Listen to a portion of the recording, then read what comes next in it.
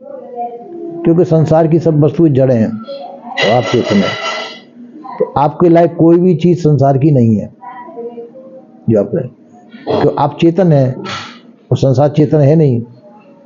आपके लायक कोई वस्तु इसमें नहीं है। फिर भी अनादिकाल का जो जड़ाध्यास है, उस जड़ाध्यास से हम बंधे हुए हैं, वो उसकी आदत पड़ गई है हमको इसकी, इसलिए उसके द्वारा हम बंधे हुए हैं। त्याग वैराग बोध विचार के द्वारा हम इस जड़ा शक्ति को छोड़ करके संसार के बंधन से छूट सकते हैं। तो पर बात यह कि संसार से हम छूटना नहीं चाहते हैं कि संसार का रस लेंगे। जैसे किसी को बीड़ी पीने की आदत पड़ जाए तो बीड़ी के बिना वो नहीं रह सकता है। हालांकि बीड़ी उसका स्वरूप नहीं है, बीड़ी के बिना रह सकता है, पर आदत पड़ जाने के बाद में फिर बीड़ी के बिना नहीं रहेगा वो। चाय वाला चाय नहीं मिले उससे तो चाय के बिना बेचैन हो जाएगा। हालांकि चाय बिना भी रहते हैं लोग बाग, तो जिनको आदत पड़ जाए चाय की तो वो चाय के बिना नहीं रह सकते। तो जिसको जो व्यसन की आदत पड़ी हुई है उस व्यसन की आदत के बिना वो नहीं रह सकता है। तो इसी प्रकार से संसार में जिनको संसार की आदत पड़ी हुई है, तो सभी को पड़ी हुई है ज़्यादातर,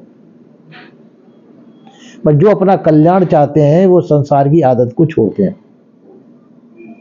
संसार में क्या विषयासक्ति, पंच विषय शब्द स्पर्श रूप रसगंध, इन पंच विषयों की जो आसक्ति है इसको छोड़ दें हम, तो हम संसार से कल्याण हमारा हो सकता है, संसार का बंधन छूट सकता है। पर अब थोड़ा सा एग्जाम्पल ले लें अपन।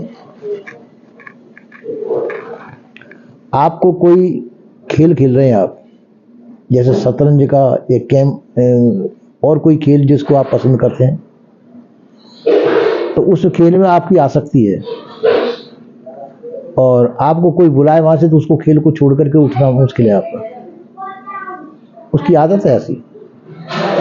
इसी प्रकार से संसार का खेल खेलने की हमारी आदत ऐसी है कि उसको हम छोड़ना नहीं पाते चाहते। संसार की हमको आदत पड़ी हुई है संसार की, और हम इसके बिना रह भी नहीं सकते। जिस प्रकार से नशेड़ी व्यक्ति नशे के बिना नहीं रह सकता है, इसी प्रकार से संसार के बिना हम नहीं रह सकते। अब रहने के लिए एक उपाय है, त्याग वैराग बोध विचार। त्याग वैराग बोध विचार यदि हमारे अंदर है तो हम संसार के बिना रह सकते हैं, तो फिर हमारा कल्याण हो जाएगा, मतलब बंधन टूट जाएगा। बंधन क्या है? ये संसार की विषयासक्ति ही बंधन है, संसार की मोह ममता आसक्ति ही बंधन है। ये मोह ममता आसक्ति को छोड़ दें अपन, विषयासक्ति को छोड़ दें, तो हम संसार के बिना रह सकते हैं। पर ये बहुत लंबे समय से होने के नाते से जो है आदत पड़ी हुई है, इसलिए उस आदत के बिना हम नहीं छूट सकते। तो उसको त्यागने के लिए हमको वैराग की अति आवश्यकता है। अगर वैराग होगा हमारे अंदर तो वैराग का त्याग वैराग बोध विचार ये सब चीजें होनी चाहिए, और ये हमको सत्संग से प्राप्त होती हैं। और सत्संग में हमारा मन नहीं लगता है। क्यों नहीं लगता? कि सत्संग हमने सुना नहीं है बहुत दिनों से। सत्संग सुना नहीं है तो उसकी आदत नहीं है हमको सुनने की, उसमें हमारी रुचि भी नहीं करती है। संसार में हमारी रुचि नहीं करेगी क्योंकि उसकी आदत नहीं है सत्संग की। तो जहाँ रुचि हो हमारी, जैसे कहानी कोई चल रही हो और कहानी आदि हो चुका है और आप बीच में आके बैठ जाएं तो कहानी समझ में नहीं आएगी। ये कहानी कहाँ से चली, अब क्या हो रहा है, क्या समझ रही, उसका पहले का क्या हो गया, तो आप कहानी को अधूरी छोड़ के उठ के चले जाएंगे, क्योंकि उसमें रुचि नहीं होगी, क्योंकि आदि निकल गई ना वो। तो इसी प्रकार से संसार की जो कहानी आदि सत्संग जो है, आधा सत्संग हमारी समझ में नहीं आता है, तो हम जो है उसमें रुचि नहीं लेते। तो सत्संग को हम शुरू से सुने संत गुरुजनों के द्वारा, ये शुरू से सत्संग की रेखा समझाई जाए कि संसार क्या है, आप क्या है, आपका संसार का संबंध क्या है, उस संबंध का परिणाम क्या है, संसार में जो हम रुचि दे रहे हैं इसका परिणाम क्या होगा, और संसार से छूटने पर हमारा क्या परिणाम होगा। ये जब पूरी व्याख्या आपको मालूम पड़ेगी तो आप चाहेंगे कि संसार में हमारे लिए कुछ वस्तु नहीं है। कल्याण में हमारी रुचि, कल्याण में हमारा फायदा है, संसार में फायदा नहीं है। संसार दुख देने वाला है, सुख देने वाला नहीं है। आप कहेंगे कैसे? संसार में हम क्या करते हैं, संबंध जोड़ते हैं, पिता पुत्र का संबंध होता है, बहन भाई का संबंध होता है, माता पिता का संबंध होता है। तो संसार में जितने भी हम संबंध जोड़ते हैं उस संबंधों में हम रुचि लेते हैं। अब संबंध में दुख भी होता है, सुख भी होता है। सुख नहीं होता, हम दुख को सुख मान बैठते हैं। संसार में सुख नहीं है, पर हम उस संसार में मिलने वाले दुख को ही सुख मानते हैं। जैसे शराबी शराब पीने में सुख मानता है, शराब न मिले तो वो बेचैन हो जाएगा, पर शराब पी के करेगा क्या? पागलपन नहीं तो आएगा उसको, दूसरे को गालियां देगा, मारपीट करेगा, नशे में यही तो करता है व्यक्ति, उसमें वो सुख मान, उसके बिना रह भी नहीं सकता है। इसी प्रकार से संसार में के सुख जो है पागलपन है। इस सुख को ही, संसार के दुख को हम सुख मान बैठे और उसमें ही हम रुचि लेते हैं। जब हमको ये मालूम पड़ जाएगा कि संसार में सुख नहीं है, दुख है, संसार दुखों का घर है, सुख नहीं है, तो हम संसार में रहते हुए फिर संसार से उबर करके हम अपने आप का सुख देखेंगे। संसार के सुख सुख नहीं है तो हम अपना सुख देखेंगे, वास्तव में सुख क्या है। और वास्तव में सुख है जो है हम सत्संग के द्वारा हम जानेंगे उसे। उस सुख को जान करके फिर उसकी प्राप्ति करने की कोशिश करेंगे। जब सुख असली वह है, हमारे अंदर सुख आपके अंदर मौजूद है, पर हम उसको ढूंढते बाहर हैं। जब ये मालूम पड़ जाएगा आपको कि सुख हमारे अंदर मौजूद है, बाहर सुख नहीं है, तो फिर हम उस सुख को अंदर ढूंढेंगे। कहते हैं कि वस्तु कहीं खोजे कहीं क्यों कर आवे हाथ, सज्जन सोई सराइए जो भेदी ले ले साथ। वस्तु कहीं दूसरी जगह पर हम ढूंढते कहीं दूसरी जगह पर, वो वहां मिलती नहीं है। तो हम क्या चाहते हैं? मरना कोई चाहता है क्या? सब लोग जिंदगी चाहते हैं, जीवन चाहते हैं, मरना कोई नहीं चाहता। तो आप भी अपना अमर जीवन चाहते हैं, मरने वाला जीवन नहीं चाहते। और शरीर का जीवन क्या है? मरने वाला जीवन। शरीर एक दिन छूटेगा कि नहीं? शरीर तो जीवन मरने वाला है ना, तो मरने वाला, तो हम मरना तो चाहते नहीं। हम चेतन अमर स्वरूप है तो अपना अमरत्व तो चाहेंगे, पर वो अमरता हम कहाँ ढूंढना चाहते हैं? संसार के अंदर। और संसार में सब संबंध टूटने वाले हैं, हम कोई संबंध टूटने वाला नहीं देखना चाहते। तो संसार में सब टूटने वाले, सब संसार में मरने वाले हैं, अमर नहीं है संसार में कोई। वो अमरत्व तो कहाँ है? आपके अंदर है। जिसको हम ढूंढना चाह रहे हैं, ढूंढना चाहते हैं, वो आपके अंदर मौजूद है और उसको ढूंढते हम संसार में। यही भूल है। जो अमर जीवन जो आपके अंदर मौजूद है उसको हम संसार में ढूंढते हैं, ये भूल है। तो सत्संग के द्वारा ये मालूम पड़ जाता है कि जिसको आप ढूंढे, जे खोजत कल्पों गया घटई माए सो मूल, बाढ़ी गर्भ को मानते ताते पर गए दूर। जिसको खोजते खोजते अनंतों काल बीत गया, पर वो कहीं मिला नहीं, क्योंकि वो है आपके अंदर और हम ढूंढते बाहर संसार में। जो चीज आपके अंदर मौजूद है उसको हम संसार में ढूंढते, इसलिए वो चीज नहीं मिलती है। अगर उसको जो वस्तु जहां पर है वहीं ढूंढे तो मिल जाएगी। तो अमर आप स्वयं हैं, संसार अमर नहीं है। तो अपनी अमरता को हम संसार में ढूंढते, इसलिए संसार में मिलती नहीं, और अपने अंदर का भेद हमको मालूम नहीं है। अपने अंदर का भेद मालूम पड़ेगा कि अमर वस्तु हमारे अंदर मौजूद है तो वो मिल जाएगी। एक दृष्टांत देता हूं कि एक जो है व्यक्ति था, तालाब के किनारे पहुंचा, तो तालाब के अंदर उसको मणि दिखाई दी। तालाब के अंदर मणि दिखाई दी तो उस मणि को लेने के लिए उसमें कूदा वो तालाब में, तो नहीं मिली।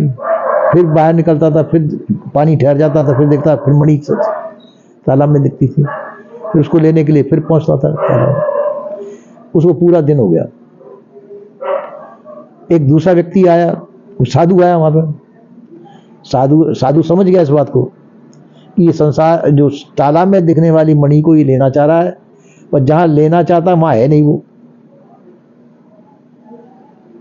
तो साधु ने कहा, वस्तु कहीं खोजे कहीं क्यों कर आवे हाथ, सज्जन सोई सराइए जो भेदी ले ले साथ। वस्तु तो कहीं दूसरी जगह पर, तू खोज कहीं रहा है, तेरी सज्जनता इसी में, तू भेदी साथ ले, उसका पता तो पूछ कहाँ है वो वस्तु। उसने पूछा कि महाराज जिसको मैं ढूंढना चाह रहा हूँ आपको पता है? क्या? हाँ पता है। आप जानते हो काम वस्तु कहाँ है, तो भगवान मुझे बता दीजिए। तो फिर कोई बात नहीं, कपड़े भीगे हुए हैं पानी में भी कपड़े बदल ले, दूसरे कपड़े पहन ले। देखो वस्तु तो फिर वस्तु कैसे मिलेगी, तेरे को वस्तु ही तो चाहिए।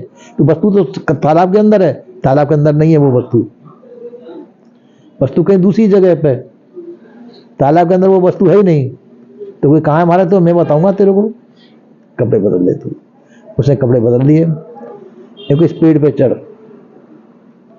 तो वो वस्तु कहाँ थी कि पेड़ पे वो डालियां जा रही थी तालाब के ऊपर, तालाब में उस डाली पे था घोंसला, तो घोंसले के अंदर वो मणि रखी थी सर्प की है।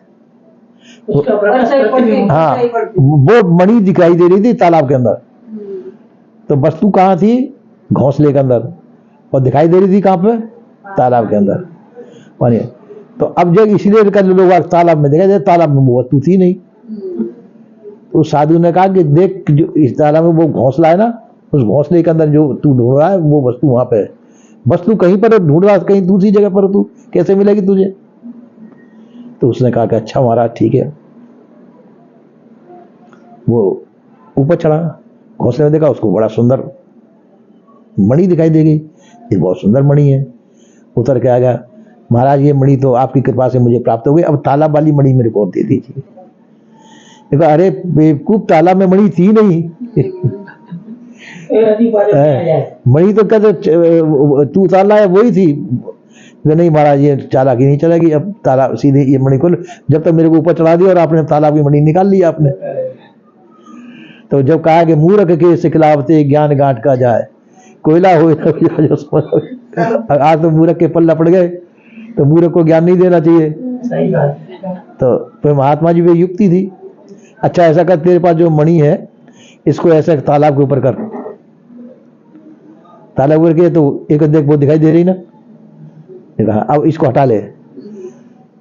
तो मणि तेरे हाथ में है ना, हटा लिया। एक अब कहाँ है तालाब के अंदर, तो तेरे हाथ की मणि ही वृक्ष पे रखी थी, वो दिखाई दे रही थी, तालाब में मणि नहीं थी।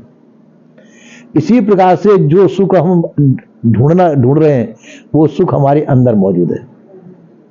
ढूंढते हम हमको सुख को कहां पर, संसार में। जो चीज हम संसार में है नहीं सुख, वो सुख तो संसार, जो वस्तु जो है वस्तु आपके अंदर मौजूद है। तो सदगुरु श्री कवि साहब ने कहा है वस्तु कहीं खोजे कहीं, वस्तु हमारे अंदर मौजूद है, खोजते कहां है, संसार के अंदर। इसलिए वो वस्तु हमको नहीं मिल पाती है। तो कवि साहब कहते हैं कि इसलिए सज्जन सोई सराई, जो भेदी ले, वो जो भेदी ले लेगा, जो भेद बताएगा वस्तु वहां रखी है, तो वो वस्तु आपको मिल जाएगी। तो हम इसी प्रकार से वस्तु आपके अंदर मौजूद है और हम संसार में ढूंढते हैं, जब वो वस्तु आपको नहीं मिलती है। तो संत गुरुजन कहते हैं कि वो वस्तु आपके अंदर है, संसार में मत खोजो, अपने अंदर खोजो, तो वो वस्तु आपको मिल जाएगी। ऐसा संत गुरुजनों का कहना है। तो कुछ संतों के थोड़े से पीछे लगो। कोई भी चीज का, जैसे यहाँ से आपको बॉम्बे जाना है तो एकदम पहुंच सकते हैं क्या, हैं? पहुंच जाएंगे, धीरे धीरे तो पहुंचना पड़ेगा। हाँ। तो खोजे तो खोज तो सुनो, हाँ, तो संसार की मोह शक्ति को त्यागिए पहले, कि आपका मोह कहाँ कहाँ पर है संसार में। मोह ममता आसक्ति को त्याग दीजिए, विषयों की वासना को त्याग दीजिए। विषय पंच विषय शब्द स्पर्श रूप रस गंध, ये पंच विषय, इन पंच विषयों की वासना का त्याग कर दीजिए। और भ्रम भूल कल्पना को त्याग दीजिए। भ्रम भूल कल्पना कहाँ है, देवी देवता भूत प्रेत ईश्वर खुदा परमात्मा, इन कल्पनाओं को त्याग दीजिए। इतनी चीज को त्यागने पर आपके अंदर योग्यता